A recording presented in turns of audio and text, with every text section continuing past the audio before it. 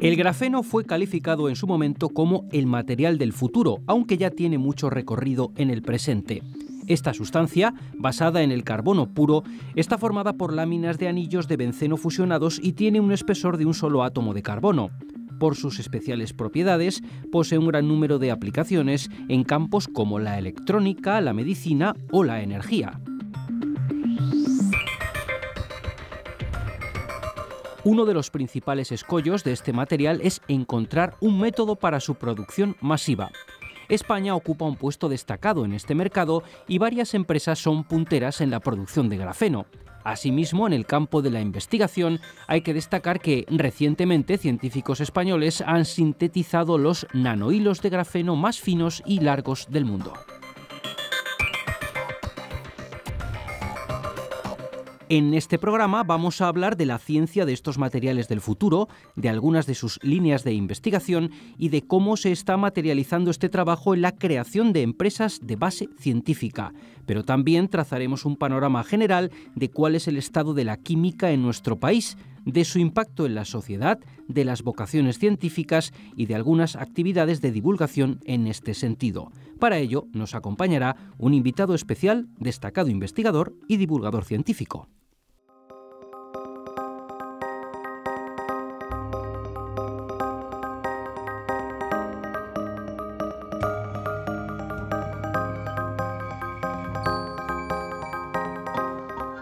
Está con nosotros Rosa Claramunt, que es catedrática del Departamento de Química Orgánica y Bioorgánica de nuestra Facultad de Ciencias. Bienvenida, Rosa. Hola, ¿qué tal? Bien, pues Rosa, como decíamos en la introducción, contamos con un invitado especial que ya nos va a presentar.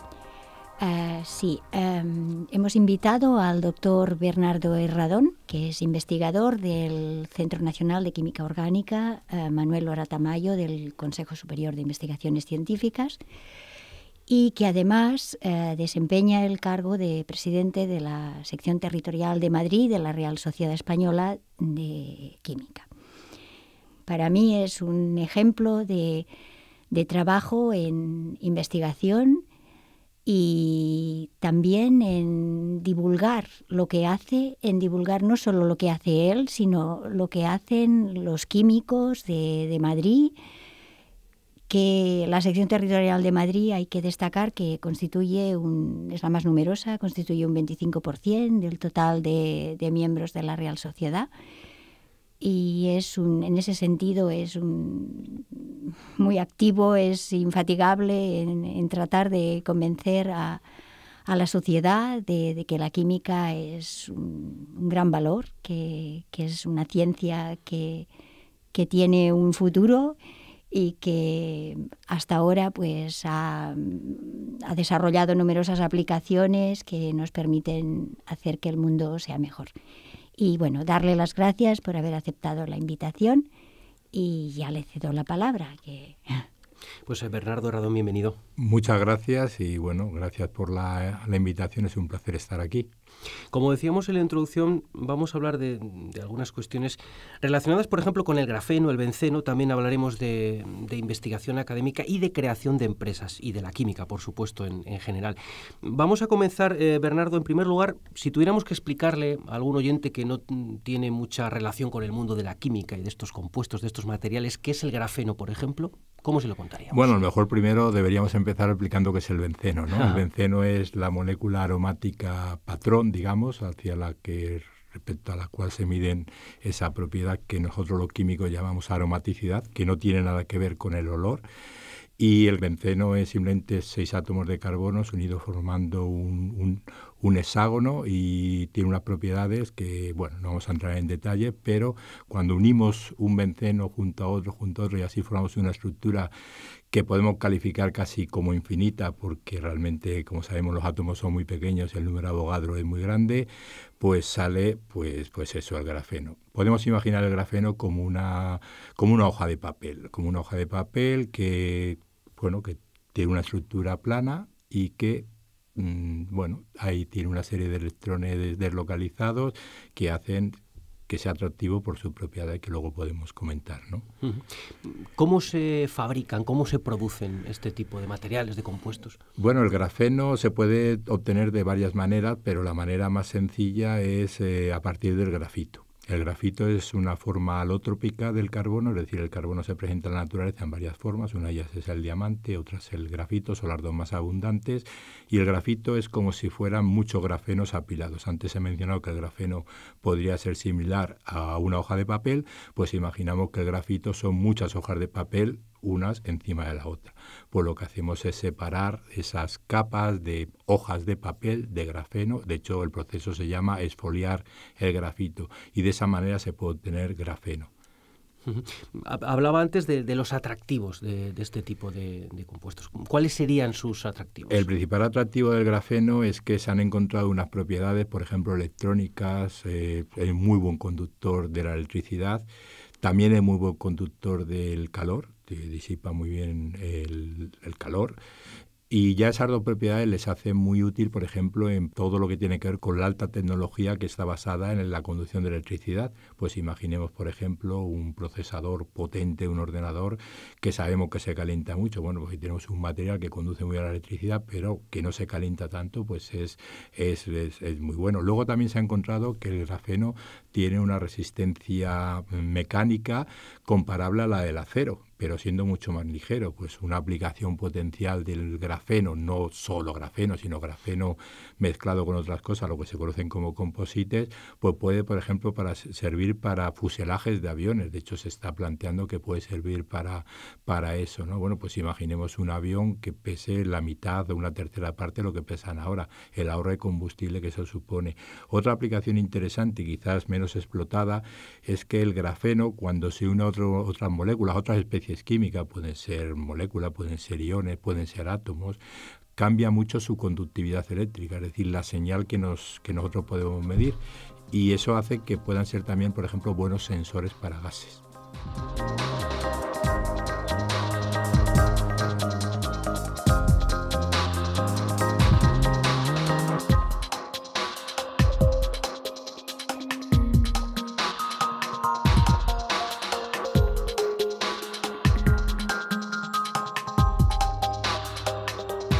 Dentro de su grupo de investigación se trabaja, ¿no?, con estos materiales. Bueno, ¿qué nos puede contar de esas líneas de investigación, del trabajo de su grupo? Sí, es la investigación más reciente de nuestro grupo. Nuestro grupo tradicionalmente ha trabajado en compuestos bioactivos, principalmente compuestos que cuando veíamos que qué característica común tenían todos ellos, pues algunos eran carbohidratos, otros les denominamos péptidos, hidroxiácidos, etcétera. Casi todos ellos tenían algún anillo aromático, eso que yo mencionaba antes, que el benceno es el compuesto patrón, ¿no?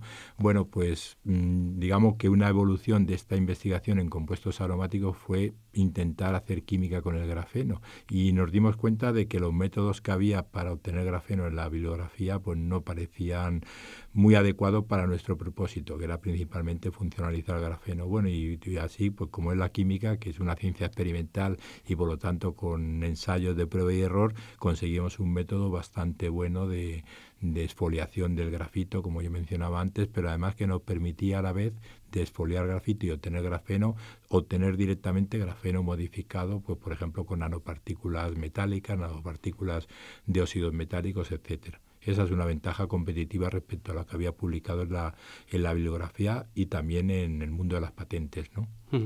¿Qué ha dado lugar a una patente propia? Sí, ha sido una patente. Por supuesto, el titular de la patente es el CSIC. Bueno, pues porque yo soy investigador del CSIC, todos los inventores somos del CSIC, y el CSIC nos la ha cedido a la empresa que hemos montado hace 3 años y medio, se llama la empresa Genanomat, que se dedica principalmente a explotar esta patente. La patente, por supuesto, el tiempo que ha transcurrido, pues se ha ido desarrollando en los laboratorios que tiene la empresa, y también se ha expandido, se ha extendido a 16, 17 países, los que pueden ser pues más principales competidores en el mundo del grafeno, ¿no?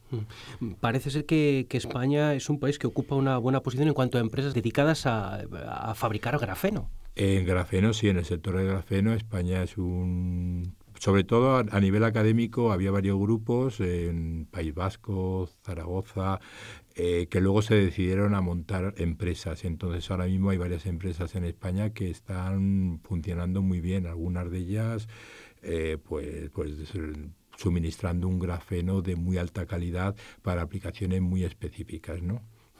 Y de cara al futuro de este material del grafeno, ¿hay mucho campo por desarrollar todavía?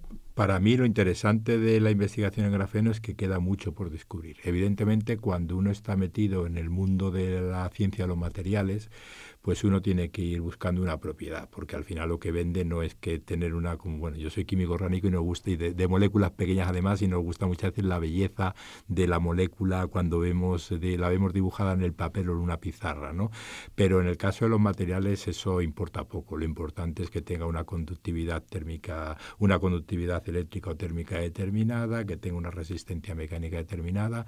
Entonces, yo creo que en el grafeno queda mucho aún por explorar. Pero evidentemente, como también existe una cierta demanda, principalmente en el sector energético, en el sector que tiene que ver con la acumulación de electricidad. Y bueno, pues también digamos que hay ya grupos que se están lanzando a comercializar este tipo de materiales, ¿no? Pero queda mucho por investigar y yo creo que además la parte bonita, yo como soy investigador básico, aunque haya montado una empresa, pues yo creo que eso es lo bonito de la ciencia del grafeno, ¿no?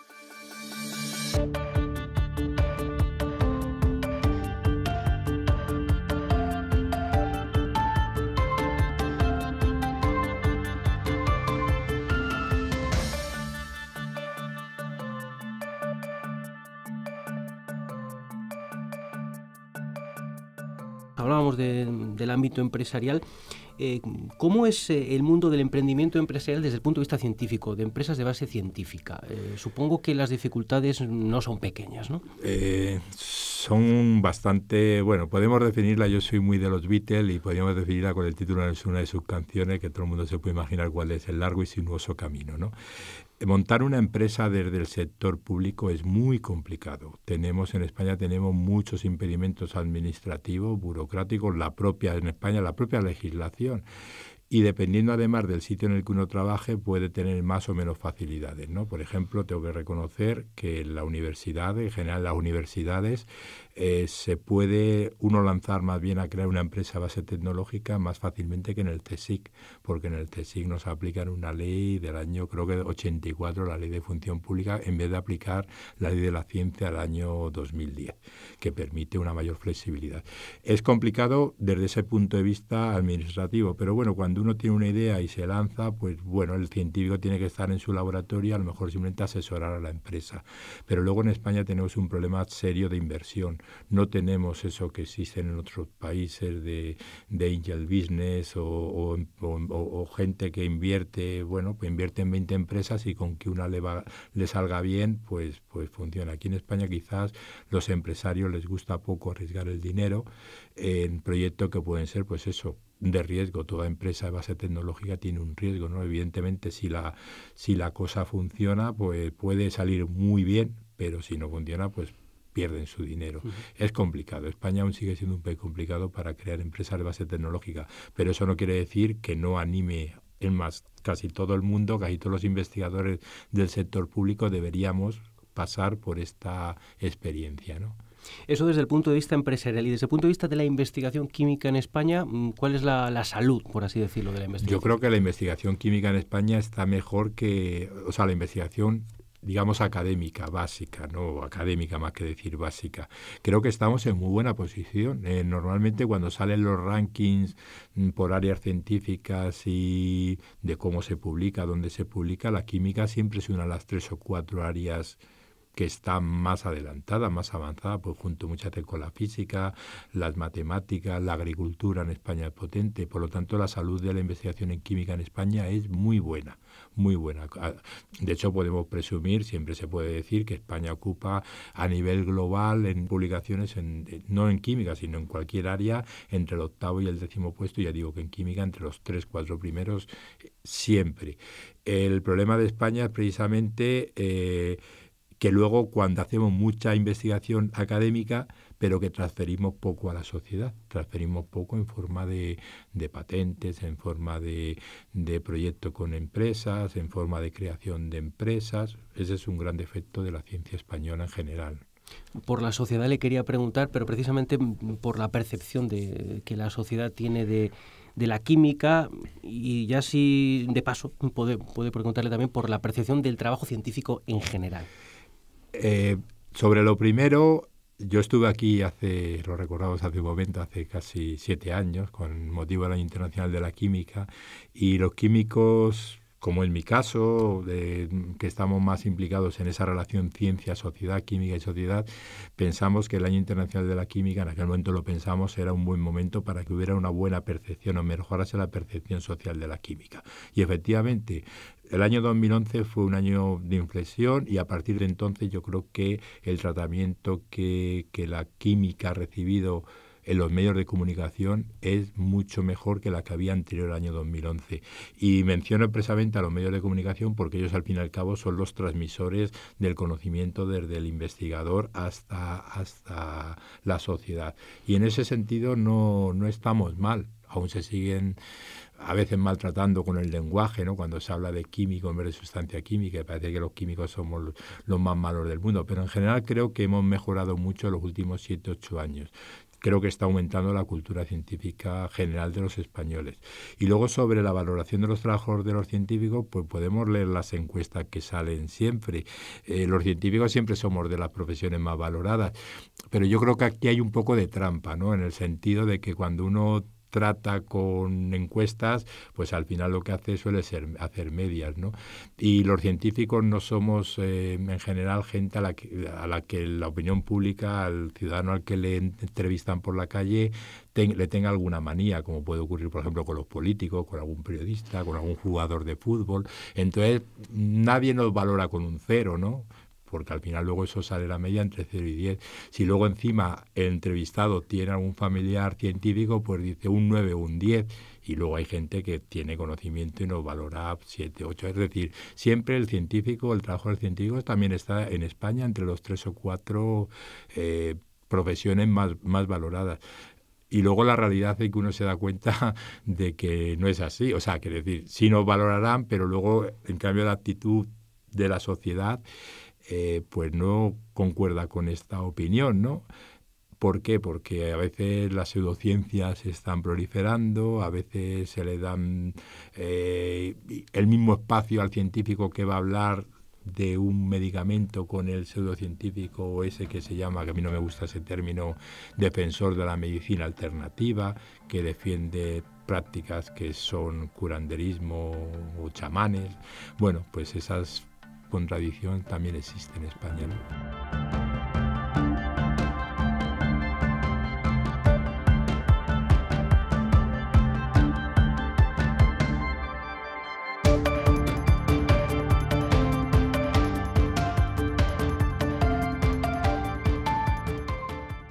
Las redes sociales, que tienen tantas caras positivas, también favorece que se viertan a veces informaciones poco rigurosas. Internet es una gran herramienta.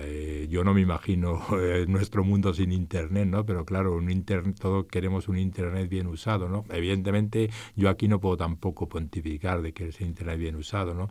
Pero cuando escuchamos, como ocurrió hace unas semanas, el congreso que hubo en Barcelona, que no te engañen con el cáncer, porque el cáncer no se puede curar tomándote dióxido de cloro, que sabemos todos lo químico que es un veneno, pues no se le puede dar el mismo peso a la opinión de un curandero, pues son más que curanderos, de un científico o alguien de la profesión médica, ¿no? Entonces, claro, al final muchas veces estas páginas o estas opiniones pseudocientíficas tienen mucho peso en Internet, porque detrás, hay gente que lo mueve muchísimo, hay gente que está estudiando por qué ciertas noticias tienen peso en Internet, y el que mejor lo saben esto es los fundadores de Google, ¿no? Y desde el punto de vista de las vocaciones científicas, ¿cómo ve el panorama de la incorporación de jóvenes investigadores a nuestras universidades? En los últimos años creo que las vocaciones científicas están bajando. O sea, es difícil también imaginar cuál es la razón. Yo creo que hay un problema en España que ya empieza a ser estructural y no coyuntural, que es el futuro científico de los jóvenes, ¿no? Cada vez escuchamos más noticias, nos enteramos, porque también para eso están las redes sociales, de que los científicos españoles llegan a los 40 años y no han conseguido una estabilización. Con 40 y tantos años siguen en el extranjero, claro, con ganas de volver, porque uno quiere trabajar donde está su familia, pues entonces eso también hace que mucha gente se desanime, ¿no?, a estudiar ciencia, porque además sigue existiendo la creencia que se transmite casi desde primaria de que la ciencia es difícil.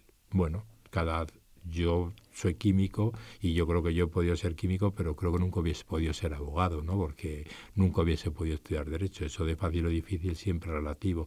Luego en España ha habido un problema que ya se está empezando a paliar con el tema de la formación de los maestros de educación infantil y primaria, porque realmente la formación de cualquier tipo empieza en la guardería, ¿no?, en el jardín de infancia, en el preescolar, y entonces hasta hace poco las carreras, lo que era la carrera de maestro, ¿no?, llamémoslo de una manera o de otra, pues parecía que eran carreras de letras y que además la gente que iba a esas carreras odiaba la ciencia. Ahora afortunadamente los planes de estudio ya empiezan a tener asignaturas de ciencia y esperemos que en unos años ya se empiece a notar pues esa labor del maestro que enseña a los niños matemáticas y que no les mete un cierto odio hacia las matemáticas.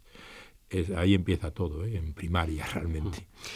Aprovechando que estamos hablando de divulgar la ciencia, usted participa en multitud de iniciativas relacionadas con este objetivo. Por ejemplo, una muy interesante es la titulada Los avances de la química y su impacto en la sociedad.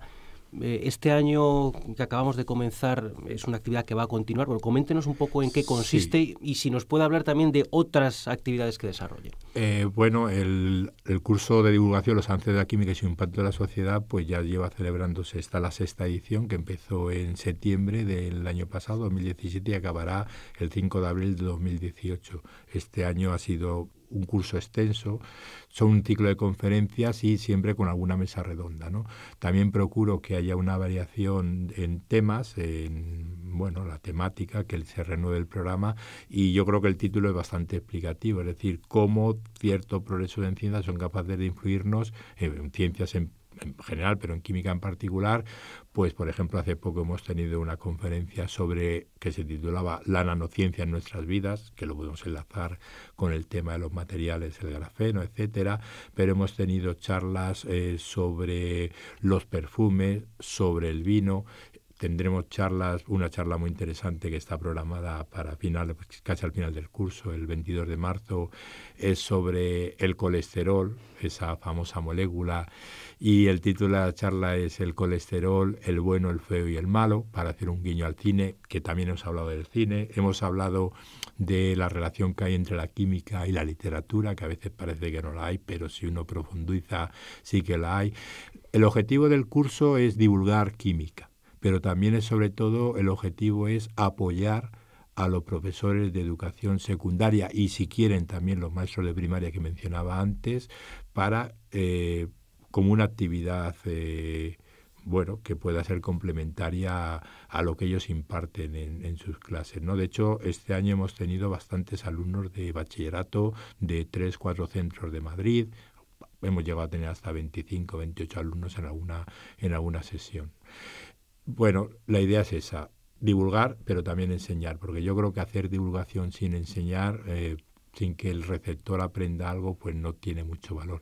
Y como mencionaba, sí, yo estoy implicado en muchas actividades. Yo de lo que más orgulloso estoy, de hecho, es lo que más orgulloso estoy de toda mi carrera profesional, es del curso, ¿no? Porque el curso alcanza ya una madurez, tenemos ponentes muy importantes, pero también me gusta mucho cuando tengo un micrófono, ya veis que suelo largar mucho, colaboro mucho en un programa de Radio Nacional de España, Hombros de Gigantes, prácticamente, una sección brillante que grandes libros de ciencia.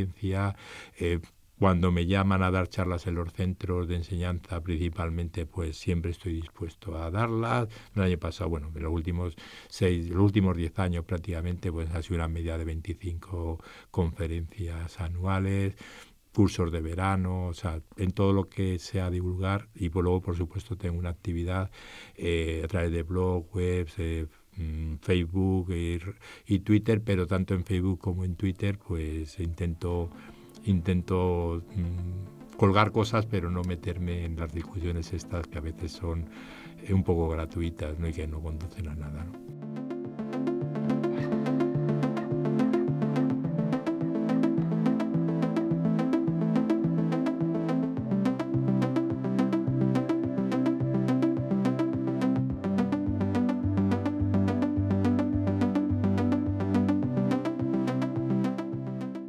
Estamos ya en los últimos minutos. Rosa, no sé si tiene alguna pregunta o alguna cuestión que comentar a nuestro invitado.